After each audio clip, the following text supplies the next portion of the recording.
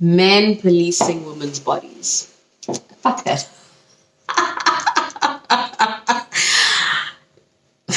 Yeah. How the fuck do they think they have the right? Let's take men out of the equation. Let's not make it a gender thing. Mm-hmm. How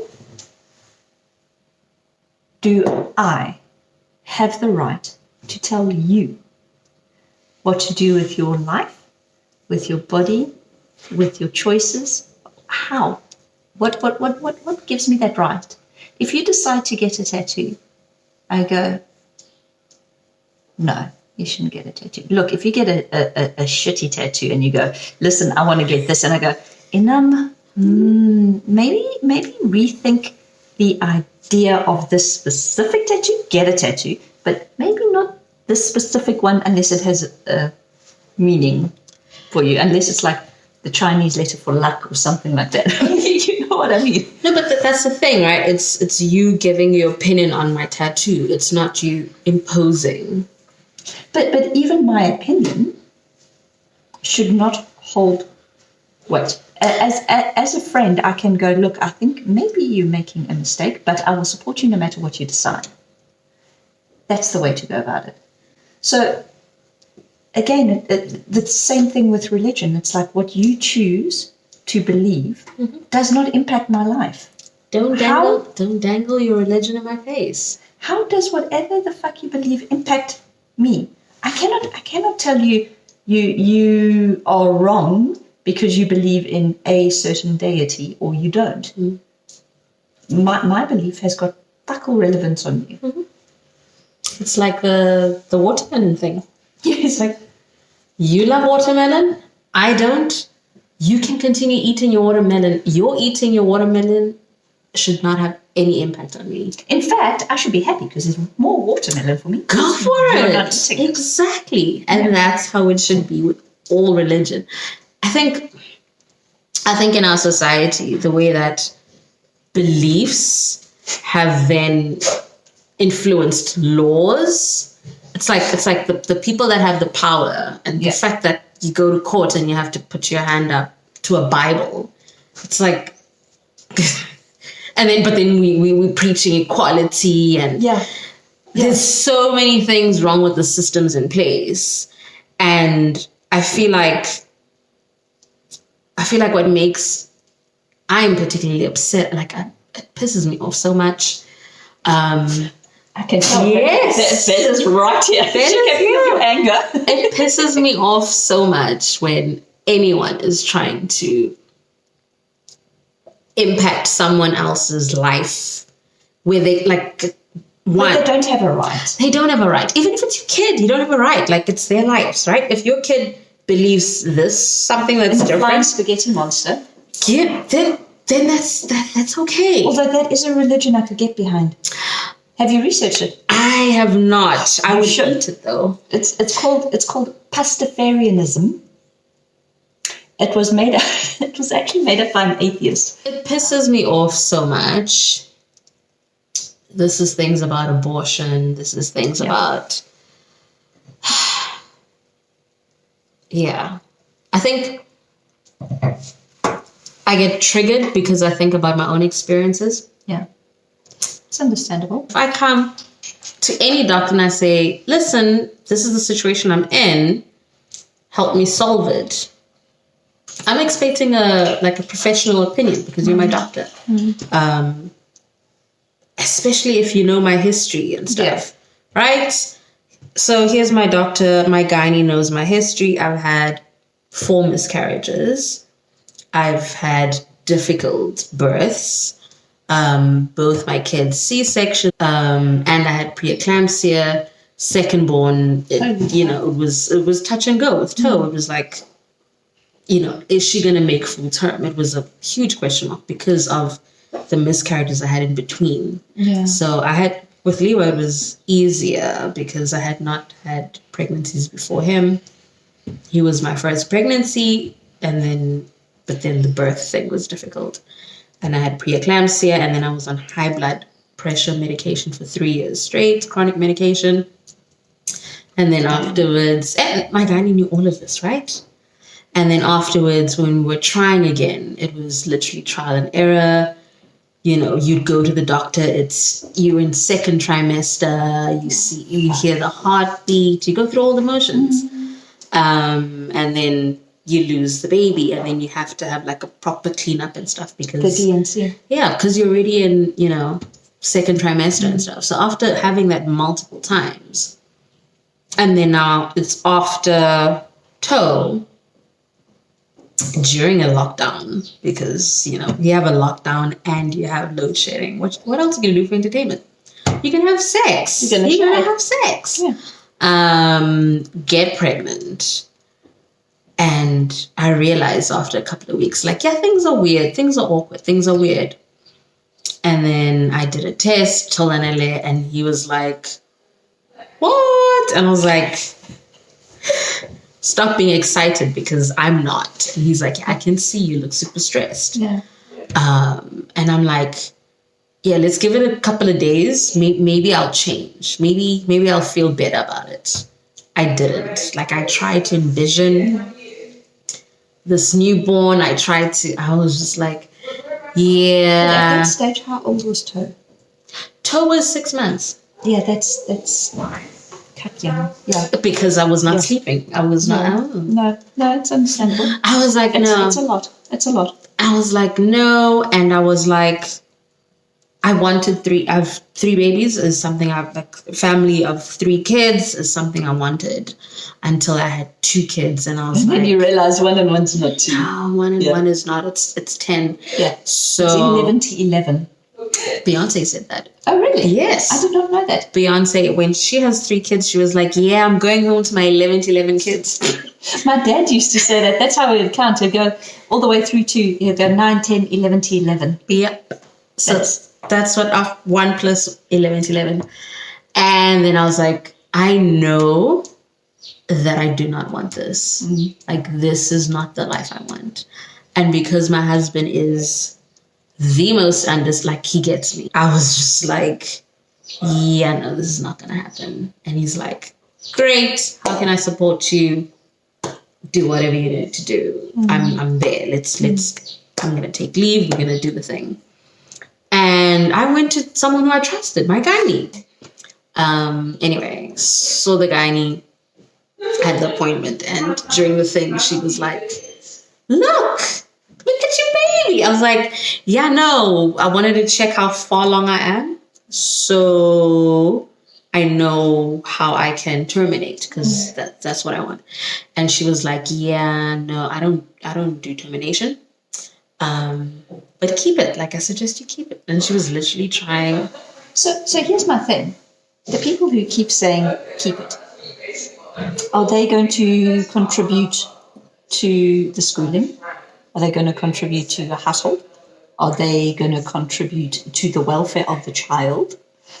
And are they going to wake up at night for feeds and nappy changes? And when the kid is sick, are they going to rush him to hospital? Are they going to do any of these things? If not, shut the fuck up.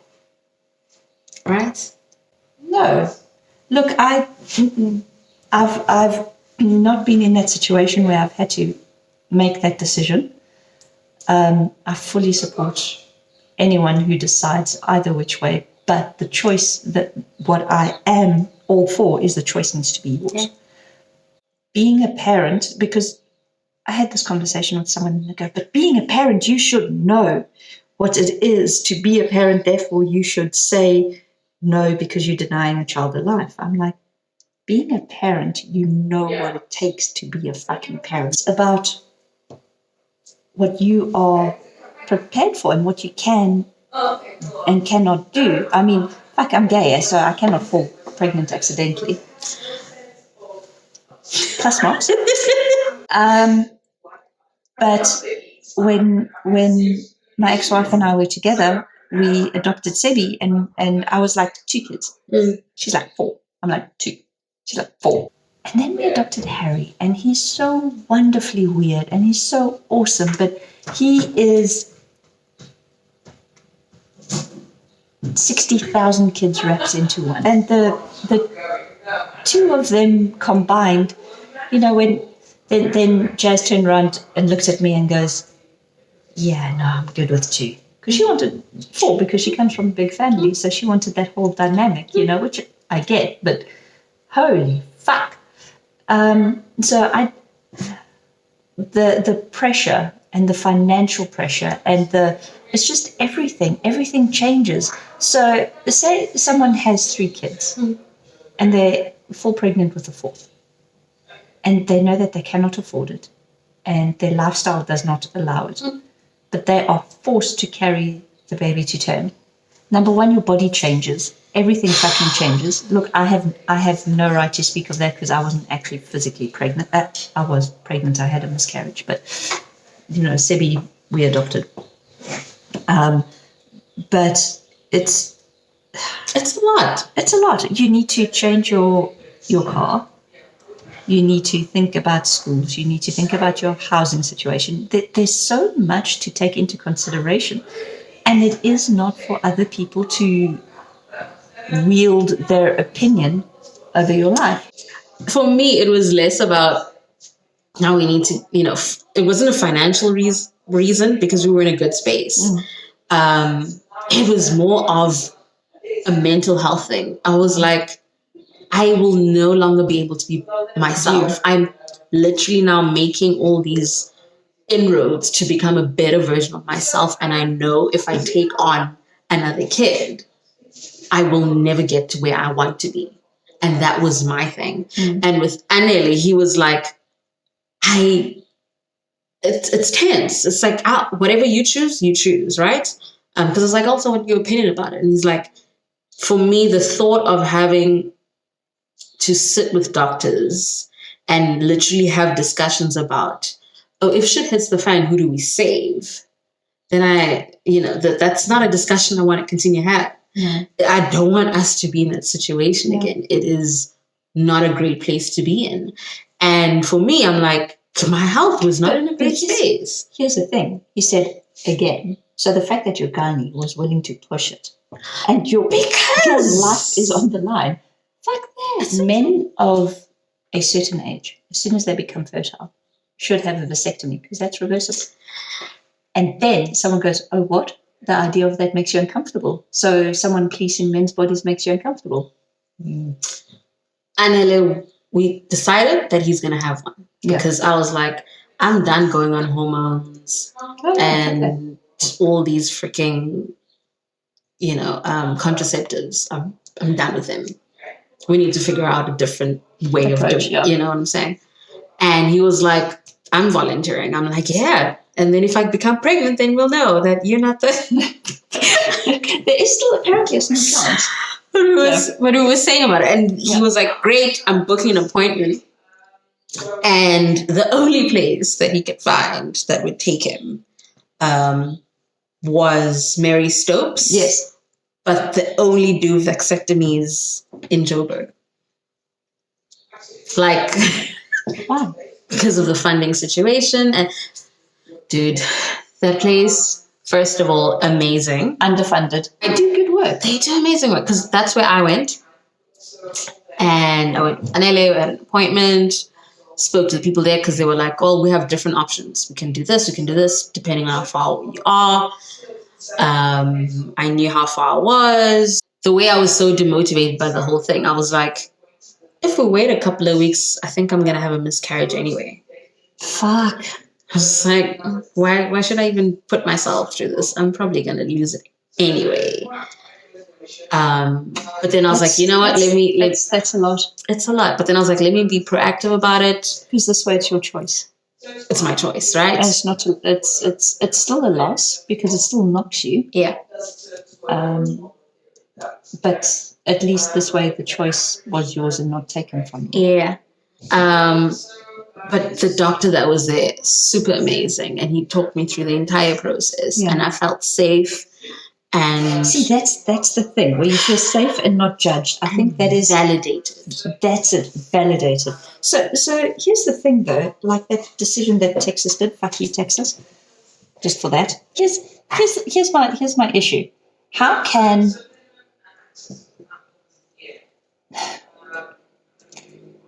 people who make legislation, generally old white men in Yeah. America. A lot of places all over the world, generally, yes. Yes. It's how can they have the right to say what happens to your body? I mean, it's like it's mind blowing. It makes me the fuck just because you think you have the right to please someone else's body. Say there is someone who was raped, and very often you don't know if you're pregnant or not for the first 6 weeks. And now this law says after 6 weeks you get a harsher sentence than the rapist. What the fuck is that shit? But then you get our president, Cyril, who's now started this whole law where anyone who does gender-based violence gets like a harsher sentence if it involves femicide or gender-based violence or rape or anything like that. They get a harsher sentence than if it was just like a normal assault and battery. That's the way to do shit. So this episode was, I think, emotionally charged. It was. It could have also been the wine, but also It's Texas. It's Texas. It's a hot topic. It's very emotional because people have an emotional reaction to pregnancies and unwanted pregnancies and women's bodies that they think they can please. But also, it was an emotional one because of your personal identification with it, which is intense. So it's about validating all of that. So I think, yeah, it was an intense one. But thank you for watching. Thank you for joining. Like, share, Subscribe. and give us a comment. Let us know what you think. What you think. It will be awesome. We're interested in your opinions, men, women. Unless you text, then don't comment. No, it's fine. Comment and leave your address. We know people. She laughs, I'm not. I laugh because it's true.